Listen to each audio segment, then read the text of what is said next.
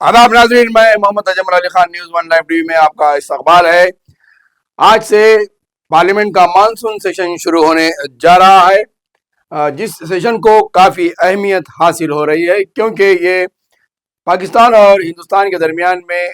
जो जंग हुई थी, जिसे सिंदूर ऑपरेशन कहा गया था, उसके बाद ये पहला इजलास मुनक्किद किया जा रहा है। और इस इजलास में गर्मा गर्म बहस होने के आसार ज़्यादा नज़र आ रहे हैं क्योंकि अहम मुद्दों में इस पे सिंदूर ऑपरेशन पर मुबाहिस के लिए अपोजिशन का जोर है। तो वहीं पर जो डेलीगेशन पूरे बैरूनी ममालिक को भिजाए गए थे, उससे क्या नताइज सामने आए हैं और उस डेलीगेशन को भिजाने के मकासद से हिंदुस्तान को क्या हासिल हुआ है, इस पर भी अपोजिशन सवालात उठा रही है। तो वहीं पर बिहार में जहां इलेक्शन होने जा रहे हैं और उस पर जो इलेक्शन की वोटर लिस्ट पर जो नजरसानी की जा रही है, वो भी बहुत अहमियत की हामिल बात है। इसे भी पार्लियामेंट सेशन में उठाया जाएगा। अपोजिशन की जानिब से इसरार किया जा रहा है कि वजीर आजम इस पर जवाब दे कि आखिरकार पार्लियामेंट के इस इजलास में पहले तलब क्यों नहीं किया गया, क्योंकि उस पर भी वजाहत की जानी चाहिए। क्योंकि सिंदूर ऑपरेशन पर इजलास तलब करने का मुतालबा अपोजिशन की जानिब से पुरजोर किया गया था, जिसको देखते हुए हुकूमत ने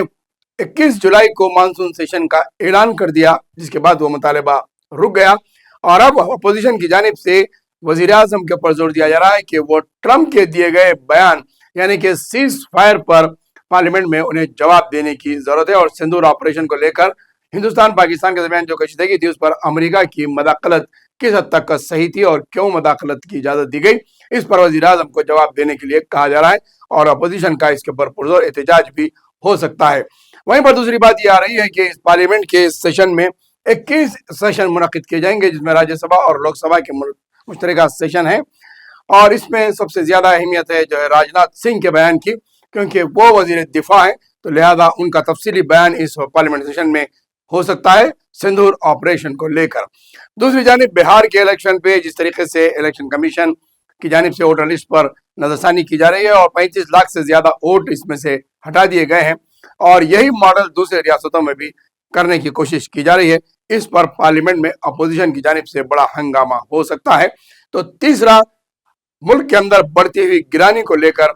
सवाल उठते जा सकते हैं, क्योंकि आए दिन हर रोज गिरानी बढ़ते जा रही है, महंगाई उरूज पर जा रही है, और जो डॉलर की कीमत जो है बढ़ रही है और इंडिया की करेंसी की कीमत जो कम हो रही है, इस पर भी ज़र मुबादला को लेकर बड़ी बहस हो सकती है। और दीगर तरीके से जो हुकूमत की जानिब से जो इक़दाम किए जा रहे हैं, अंदरूनी और बैरूनी मुल्क के अंदर के जो हालात है,